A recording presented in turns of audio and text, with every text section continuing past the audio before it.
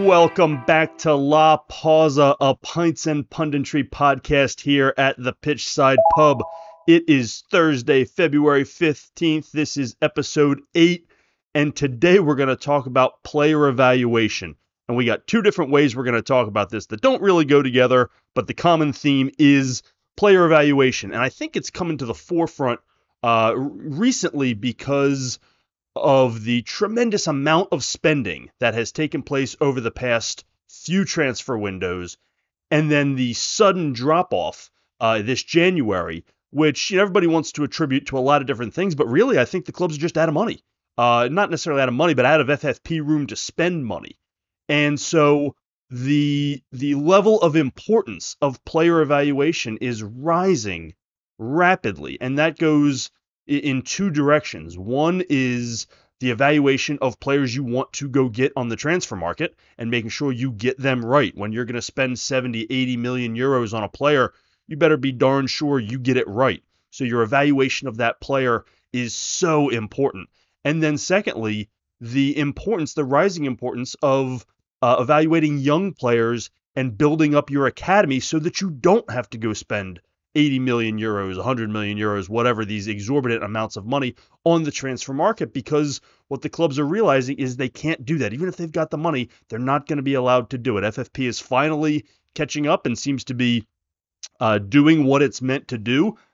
You can argue whether it's doing it fairly or not. That's a whole different discussion, and I don't know that it is, but at least they've scared some clubs.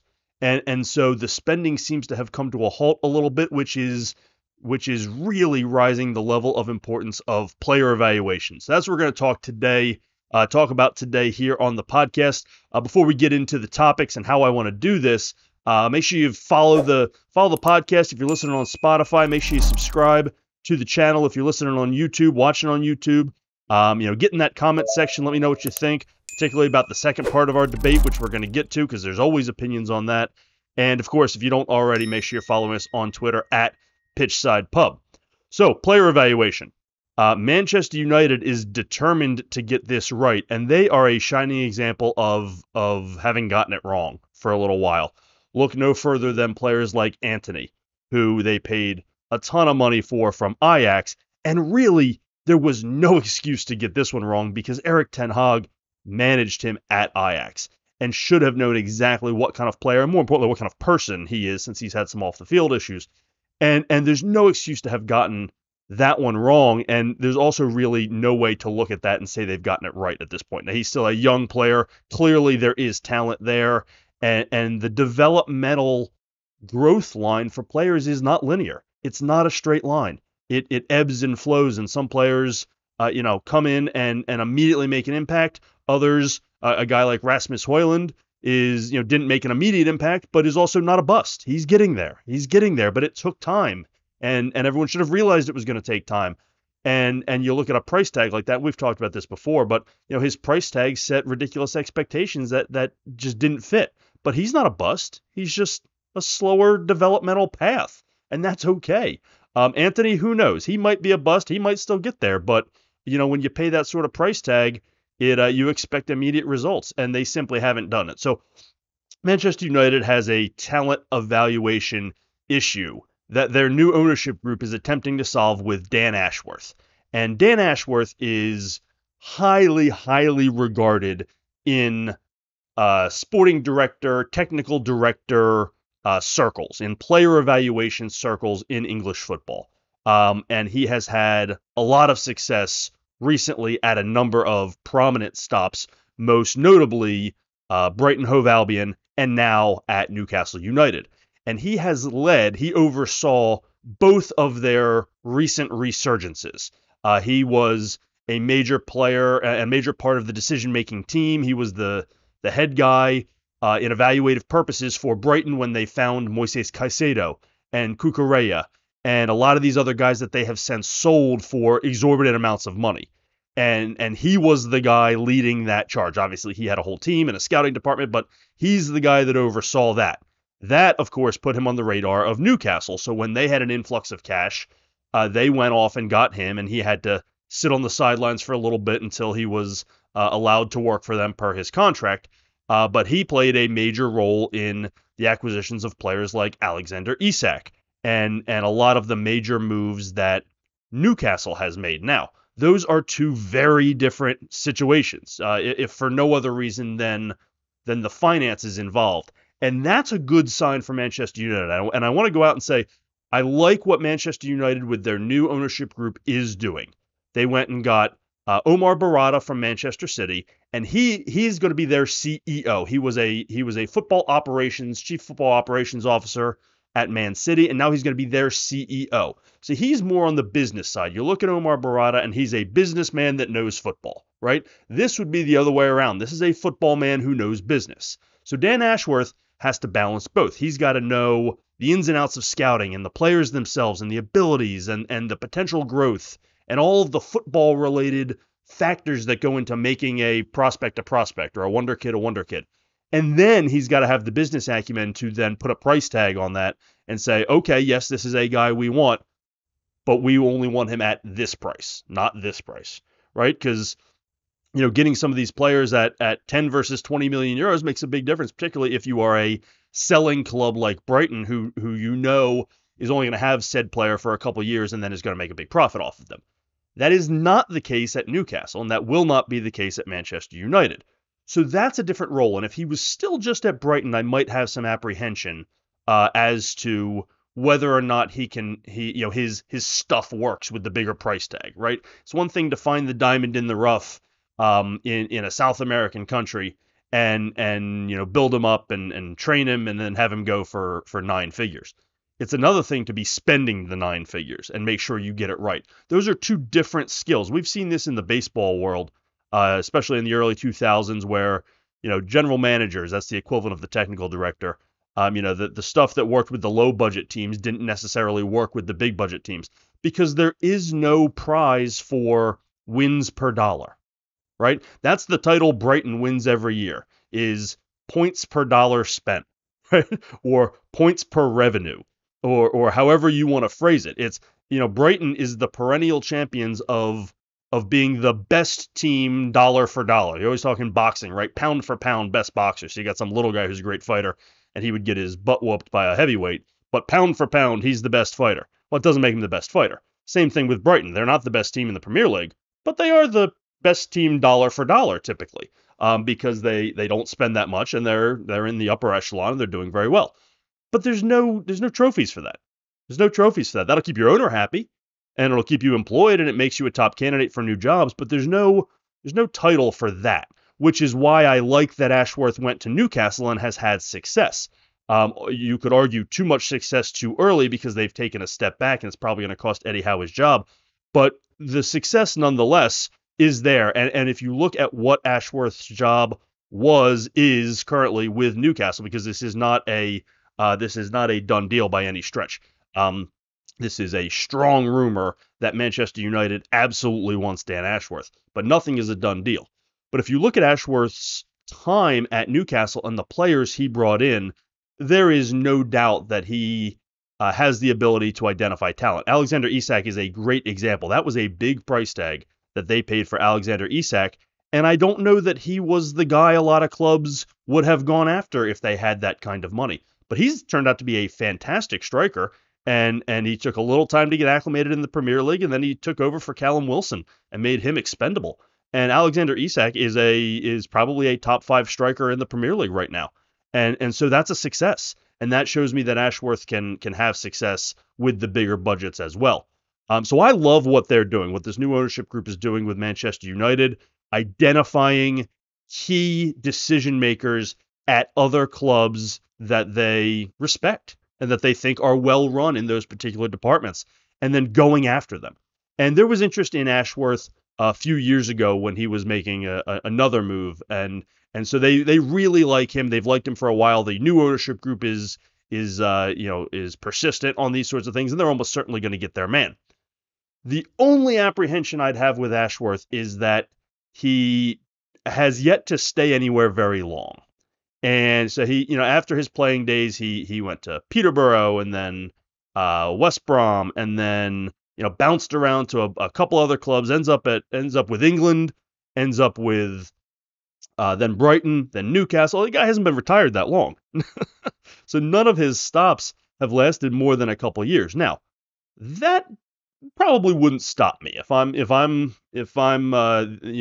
the ownership group of Manchester United. That probably isn't stopping me because his impact lasts beyond his departure, and he's left a good blueprint at Brighton, and he's going to leave a good blueprint at Newcastle. And if he stays at Manchester United for a couple years and then moves on to the next project, then they'll still be better off for it. But that would be my only apprehension. But maybe that this is the top of the mountain, and if he gets the latitude that he wants and the decision-making capability that he wants, maybe this is the spot he stayed.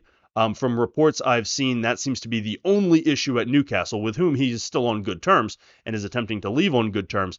But the one issue that they seem to have there is that he does not have full decision-making authority there. There are other people involved. I guess that's what happens when you're owned by the Saudi Arabian government. But there are other factors involved that are preventing him from having final decision making, and that's what he wants at Manchester United. I'm sure they will give him that and whatever else he wants to get him in the door, and rightly so. They should turn over the keys to the entire academy system to him, and let him build it up, because there is no better way to rebuild a club than through the academy system, and then you accentuate those academy players with valuable pieces that you get on the transfer market.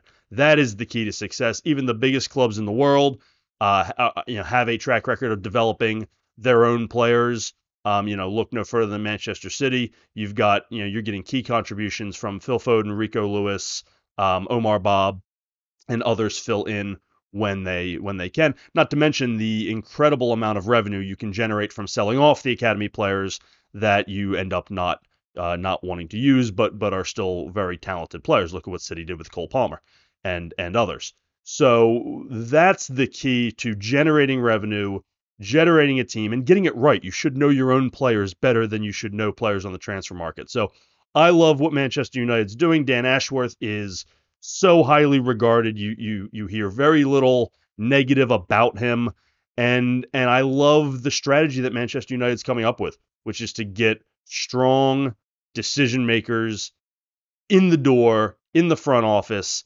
and build this thing back from the ground up. And that's what they should be doing. And it's good to see that they're finally doing it. I don't know why it took this long, but it's good to see that they're finally doing it. Then you have to wonder, at what point do they evaluate Eric Ten Hag and wonder if he's going to be the guy for them moving forward. The remainder of the season could play a large role in that, so we'll see. Dan Ashworth, talent evaluator. I said earlier the theme today is talent evaluation, and that gets thrown into the academy world a lot, but I want to use it as a segue to what has become the most infuriating debate in the entire football world. I am so tired of the Phil Foden versus Bukayo Saka debate. It is brutal. It's the stupidest debate in the football world. I'm so tired of the Foden versus Saka debate because there's no right answer. There's no wrong answer. I don't understand why we're doing this. And, I understand that there's fandom and you want your guy to be the best. And clearly you can see, if you're watching me on YouTube, you can see where I come down on this debate. I'm obviously a Phil Foden guy. But if you're thinking I'm going to say, oh, Foden's the better of the two, I'm not. It's a pointless debate. These are two world-class players who England is so fortunate to have playing at the same time. They're also two very different players. Saka is a pure winger. Foden is a guy masquerading as a winger, but really he's a midfielder. He's a 10. He's a playmaker who's better in tight spaces and playing centrally than he is out wide, but he's been pushed out wide because Manchester City has one of the best players in the world with a similar skill set in Kevin De Bruyne. So I don't even understand why we're comparing these two, other than they are both young, talented English players. But the debate itself is also just so stupid because of the way it's being done. It's always, well, he's got 10 goals and 9 assists in 23 games, and he's got 9 goals and 8 assists, so so the first guy's a better player.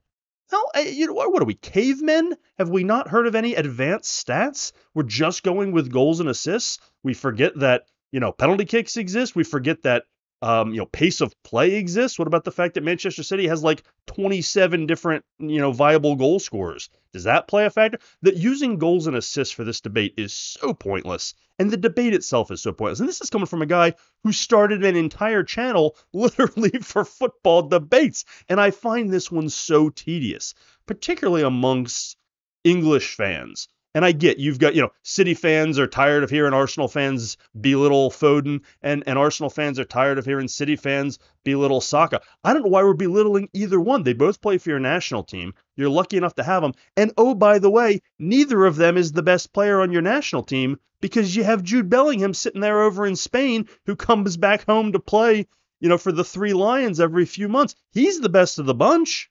So I don't even know why we're having this Foden versus Saka debate. But it really comes back to talent evaluation. These are two incredibly talented, world-class players who were identified young and are part of the reason why their clubs can spend all the money on the transfer market that they're spending, because they didn't really cost anything, to at least not to acquire. And I go back to the fact that they're just such different players. I don't know why we're comparing. We might as well be comparing a striker to a defender. Who's better, Erling Haaland or William Saliba? What are we doing here? They're two very different players just because they rack up goals and assists. And yes, they do both play at times on the right wing. But at what point do we recognize that Phil Foden is not a right winger? He's not a left winger. He's not meant to be a winger. He is good enough that he can do it. So for every argument that Saka has a one or two more goals or one or two more assists, I think that's immediately negated by the fact that Phil Foden can play like 9 different positions on the pitch, and versatility matters. And then get into the advanced stats and talk about duels won and chances created and progressive dribbles and all of those things. And I don't want to even have the debate, because both players are so good. Both players are so good, and ultimately it doesn't matter. It doesn't matter. I love debating things. I love having the football discussion, but I want to have it about things that matter, right? Should Erik ten Hag be fired? That's a debate, right? Should Thomas Tuchel be fired at Bayern Munich? That's a debate. That matters. Whether Saka or Foden is a better player than the other it will go down in the annals of all-time pointless, ridiculous pub football debates in all of history. And it's just wearing me out. Every time Phil Foden has a good game. He had the hat trick a week or so ago, and then he had a goal and an assist this week in the Champions League. And all of a sudden, it's like Foden takes the lead in the argument, because all the Foden supporters, get to trot out, the most recent accolades until this weekend when Saka scores 2 goals, and then everybody compares their stats, and Saka looks like he's better. Oh, it's just so tiring. Give it a rest. I want to ask Dan Ashworth.